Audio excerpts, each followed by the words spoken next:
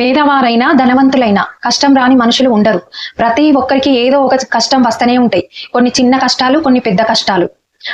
చాలా మంది చిన్న చిన్న కష్టాలనే పెద్దగా ఊహించుకొని బాధపడుతూ ఉంటారు.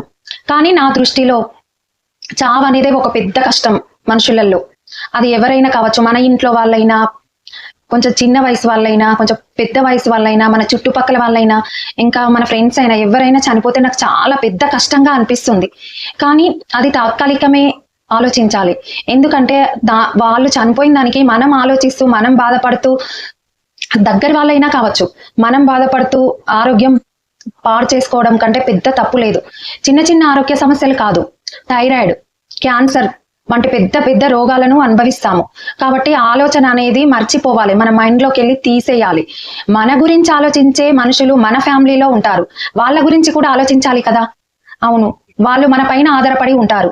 మరి పోయిన వాళ్ళ కోసం మనం బాధపడుతూ, మన ఆరోగ్యం పాడు చేసుకుంటూ, మనం ఆలోచించుకుంటూ ఉంటే మన గురించి ఆలోచించే వాళ్ళ గురించి ఎవరు పట్టించుకుంటారు?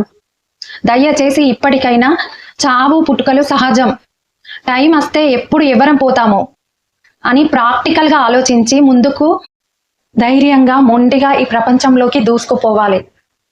ప్రతి ఒక్కరికి సమస్యలు వస్తూనే ఉంటాయి. కానీ కొంతమంది ఆ సమస్యలను పెద్దగా ఆలోచించి, ఇంకా ఈ సమస్యకు పరిష్కారం లేదనుకొని ఆత్మహత్యలు చేసుకుంటారు. కానీ మీరు ఆత్మహత్యలు చేసుకున్నాక మీ కుటుంబంలో మీ గురించి ఆలోచించి ప్రేమగా చూసుకునే మీ ఫ్యామిలీ మెంబర్స్ ఎవరో ఒకరు ఉంటారు. వారు మీకు ఏమైనా అయిన తర్వాత వాళ్ళు ఎలా బతుకుతారు? జీవితాంతం ఏడుస్తూ కష్టంగా బతుకుతారు. దయచేసి వాళ్ళని కష్టాలలోకి నెట్టేయకండి.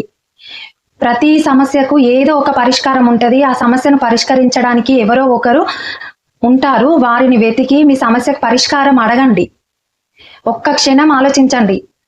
కష్టం రాగానే ఒక్క క్షణం ఆలోచించి, మీరు ఏ రిలీజియన్ అయినా మీ దేవుణ్ణి ప్రార్థించండి, మీ దేవుడి నామం రాయండి బుక్కులో.